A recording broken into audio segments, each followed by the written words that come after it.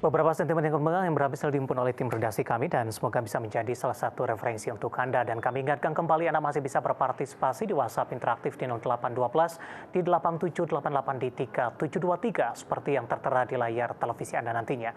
Dan saat ini kami sudah terhubung melalui Zoom bersama dengan Bapak Alfredo Jason Kusuma selaku Financial Educator Sukor Sekuritas. Kita akan langsung sapa saja. Pak Jason, selamat sore. Apa kabar, Pak?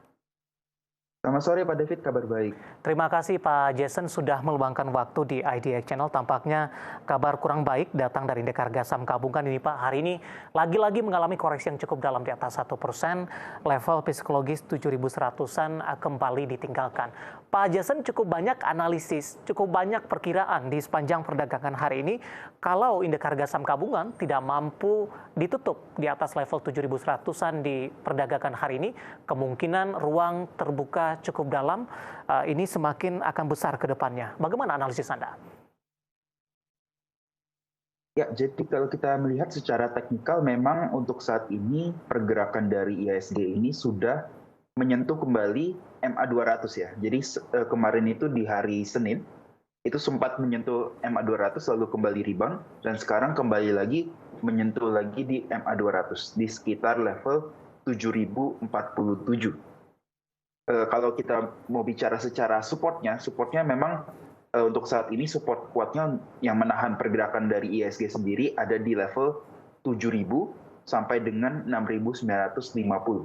Jadi sekitar range 6.950 sampai dengan 7.000 merupakan range harga yang akan menahan pergerakan dari penurunan dari IHSG. Arahnya untuk minggu depan, Pak Jason, di mana para pelaku pasar juga masih menunggu beberapa data makroekonomi Amerika yang juga merupakan indikator dari kebijakan suku bunga The Fed ke depannya, terutama di Jumat malam ini, Pak. Ya, kalau kita lihat secara short term memang pergerakan dari IHSG sendiri berada dalam fase downtrend ya. Kalau kita melihat memang sedang membuat lower high dan lower low terus-menerus secara short term. Jadi memang pergerakan setelah ini kemungkinan besar minggu depan ini akan coba menyentuh level 7.000 bahkan sampai dengan level support tadi 6.950.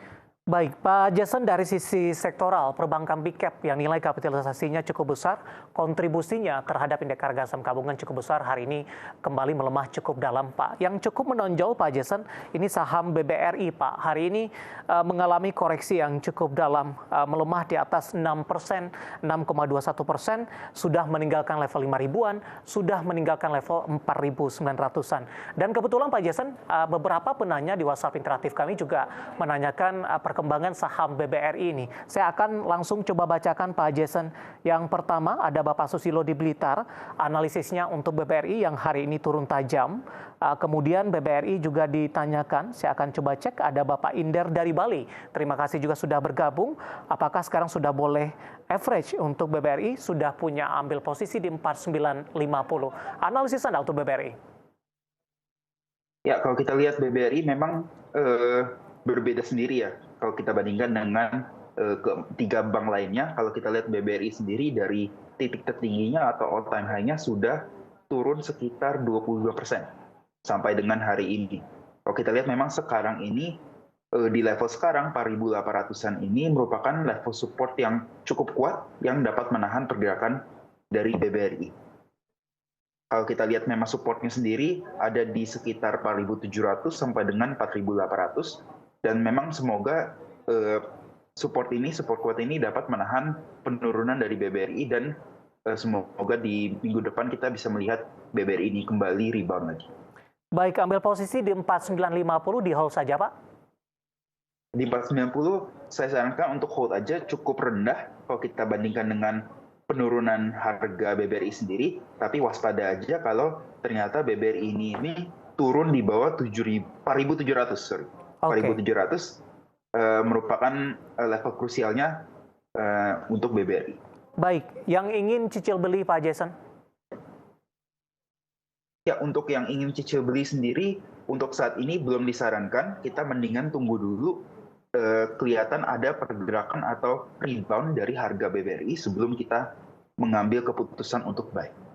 Baik, analisis untuk BBRI pemirsa yang hari ini menjadi pemberat untuk indeks harga saham gabungan, di mana di penutupan sesi kedua hari ini BBRI melemah di atas 6% dan tampaknya ini level terlemah harian dalam beberapa tahun terakhir untuk BBRI posisi 4830 dan cukup jauh dari level tertinggi yang pernah dicapai sebelumnya. Sebelum kita update penutupan sesi kedua, Pak Jason, bagaimana rekomendasi Anda secara keseluruhan untuk 3 perbankan big cap lainnya, di mana beberapa perbankan big cap masih menunggu rilis kinerja mereka kuartal pertama di 2024. Ya, kalau kita melihat berdasarkan beberapa news yang beredar, memang secara kinerja BBRI ini yang paling menurun untuk di kuartal 1. Ya, kalau kita lihat memang dari laporan keuangan bulanannya, cuma BRI yang bisa kita bilang mengalami minus atau mengalami penurunan yang lumayan. Sedangkan ketiga bank lainnya itu masih mencatatkan kinerja positif. Jadi kalau kita melihat memang ketiga saham lainnya ini kelihatannya tidak akan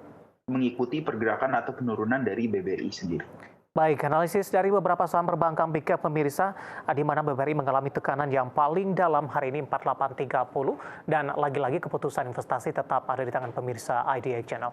Pak Jason, kita hold terlebih dahulu Pak, saya akan coba sampaikan updatean penutupan perdagangan di sesi kedua hari ini terlebih dahulu, di mana pemirsa indeks harga saham gabungan ditutup melemah dalam di 1,67% dan posisi penutupan sesi kedua ini ditutup di level 7036.075. Kabar kurang baiknya lagi, di mana level 7036 ini merupakan level terendah di sepanjang perdagangan hari ini. Tadi sempat menyentuh level tertingginya di 7155.872 dan sekaligus ini juga merupakan level pembukaan di sesi pertama pada pagi tadi. Artinya di sepanjang perdagangan hari ini indeks harga saham gabungan lebih cenderung mengalami tekanan. Langsung saja kita ke grafis yang pertama pemirsa, kita akan coba lihat updatean penutupan beberapa indeks lainnya yang berhasil dihimpun oleh tim redaksi kami. Dapat Anda saksikan grafis di layar televisi Anda, posisi MNC 36 ini mengalami pelemahan cukup dalam di 2,55%. Kemudian posisi Jakarta Islamic Index juga melemah di 1,72%.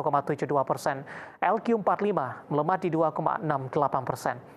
Selanjutnya kita akan coba lihat bagaimana rotasi pergerakan sektoral di penutupan sesi kedua hari ini.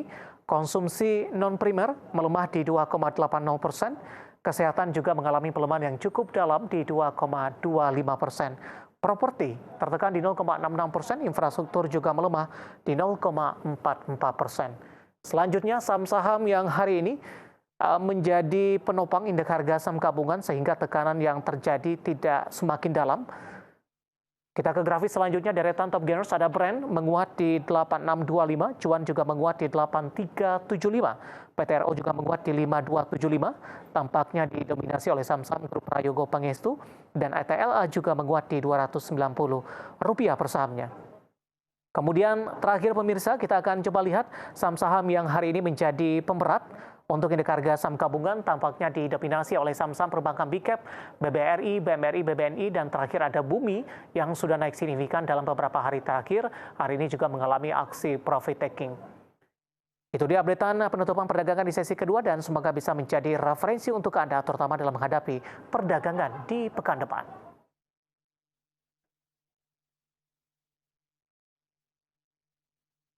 Kita akan jeda kembali dan tetap di tempat Anda karena setelah ini kita akan coba lihat saham-saham pilihan apa saja yang direkomendasikan dan pemirsa kami akan segera kembali sesaat lagi.